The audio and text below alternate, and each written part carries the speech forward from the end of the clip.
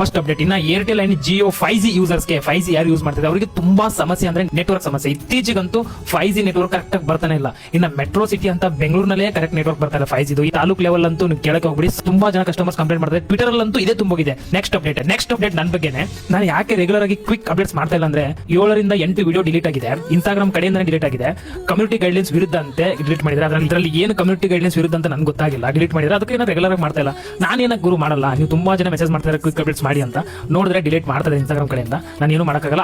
ಅವಾಗೊಂದು ಬರ್ತಾ ಇರುತ್ತೆ. ಇನ್ನೊಂದು ಪೇಜು ಮಾಡಿದೆ ಕ್ವಿಕ್ ಅಪ್ಡೇಟ್ಸ್, ಅದರಲ್ಲೂ ಡಿಲೀಟ್ ಆಗ್ತಾ ಇದ್ದಾವೆ. ಏನ್ ಮಾಡೋದು ಗುರು? ಅದಕ್ಕಾಗಿ ಇವಾಗೊಂದು ಬರ್ತಾ ಇರುತ್ತೆ. ನೆಕ್ಸ್ಟ್ ಅಪ್ಡೇಟ್, ಇನ್ನು ವೈರಲ್ ಆಗಿದ್ದ ಅನನ್ಯ ಭಟ್ ಅವರ ಸುಳ್ಳು ಕತೆ SIT ಅವರು ಕೇಸ್ ಅನ್ನ ಕ್ಲೋಸ್ ಮಾಡಿದ್ದಾರೆ. ನೆಕ್ಸ್ಟ್ ಅಪ್ಡೇಟ್, ಇನ್ನು ಕಾಂತಾರ ಚಾಪ್ಟರ್ 1 ಸಿನಿಮಾ ಇಲ್ಲಿವರೆಗೂ 867 ಕೋಟಿ ಕಲೆಕ್ಷನ್ ಮಾಡಿ ಇನ್ನು ಮುಂದೆ ನುಗ್ತಾ ಇದೆ. ನೆಕ್ಸ್ಟ್ ಅಪ್ಡೇಟ್, ಮಗಳ ಮದುವೆಯಲ್ಲಿ ಅಪ್ಪ ಶರ್ಟ್ ಗೆ QR ಕೋಡ್ ಅನ್ನ ಹಾಕಿ ಯಾರು ಬೇಕಾದ್ರೂ ಪೇ ಮಾಡಬಹುದು ಅಂತ ಅವ್ರು ಹೇಳ್ತಾ ಇದ್ದಾರೆ.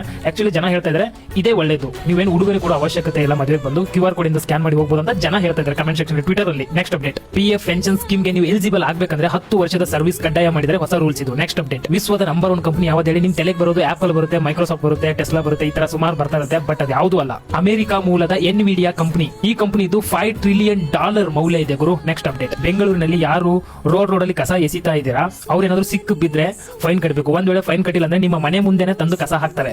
ಇದು ಗೊತ್ತಿದೆ ನಿಮ್ಗೆ, ಆಲ್ರೆಡಿ ವಿಡಿಯೋ ನೋಡಿರ್ತೀರ ನೀವು. ನೆಕ್ಸ್ಟ್ ಅಪ್ಡೇಟ್, ಇನ್ನ ನಾಳೆ ಕನ್ನಡ ರಾಜ್ಯೋತ್ಸವ ಎಲ್ಲ ಥಿಯೇಟರ್ ಮತ್ತು ಮಲ್ಟಿಪ್ಲೆಕ್ಸ್ ಅಲ್ಲಿ ಕಡ್ಡಾಯವಾಗಿ ಕನ್ನಡ ಸಿನಿಮಾನೇ ಪ್ಲೇ ಮಾಡ್ಬೇಕಂತ, ಇದು ಕಡ್ಡಾಯ. ನೆಕ್ಸ್ಟ್ ಅಪ್ಡೇಟ್, ಇನ್ನ ಬೆಂಗಳೂರಿನಲ್ಲಿ ತುಂಬಾ ಜನ ಅವರ ಮೊಬೈಲ್ ಅನ್ನ ಕಳ್ಕೊಂಡಿದ್ರು, ತುಂಬಾ ಜನ ಮೊಬೈಲ್ ಕಳೆದೋಗಿತ್ತು. ಇವಾಗ ತುಂಬಾ ಜನ ಮೊಬೈಲ್ ಸಿಕ್ಕಿದೆ. ಆಕ್ಚುಲಿ ಬೆಂಗಳೂರು ಮತ್ತು ಮಂಗಳೂರು ಇನ್ನ ತುಂಬಾ ಜಿಲ್ಲೆಗಳಲ್ಲಿ ಪೊಲೀಸರು ಕಳೆದೋಗಿರೋ ಮೊಬೈಲ್ ಗಳನ್ನ ಹೆಂಗೋ ಕಂಡಿಡಿದು ಮೊಬೈಲ್ ಟ್ರೇಸ್ ಮಾಡಿ ಯಾರು ಕಳ್ತನ ಮಾಡಿದ್ರು ಅವರು ಸಿಕ್ಕಾಕೊಂಡಿದ್ದಾರೆ. ಮೊಬೈಲ್ಗಳು ತುಂಬಾ ಸಿಕ್ಕಿದೆ ಅಂತ ಹೇಳ್ಬೋದು. Good job. ನೆಕ್ಸ್ಟ್ ಅಪ್ಡೇಟ್, ಈ ಒಂದು ಅಪ್ಡೇಟ್ ಕೇಳ್ಬಿಟ್ಟು ನನಗೆ ತುಂಬಾನೇ ಶಾಕ್ ಆಗೋಯ್ತು.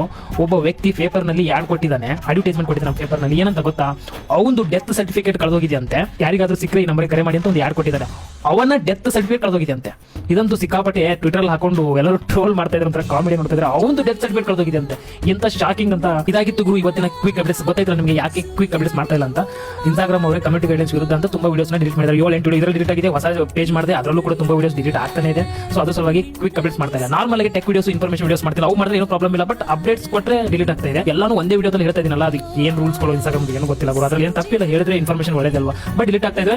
ನೋಡೋಣ, ಅವಾಗ ಬಿಡ್ತಾ ಇರ್ತೀನಿ ಅಷ್ಟೇ. ಇದೇ ರೀತಿ ಸಪೋರ್ಟ್ ಮಾಡಿ ಗೈಸ್. ಹಂಗೆ ಒಂದೇ ಒಂದು ಫಾಲೋ ಮಾಡಿ. ಸಿಗೋಣ ಮತ್ತೆ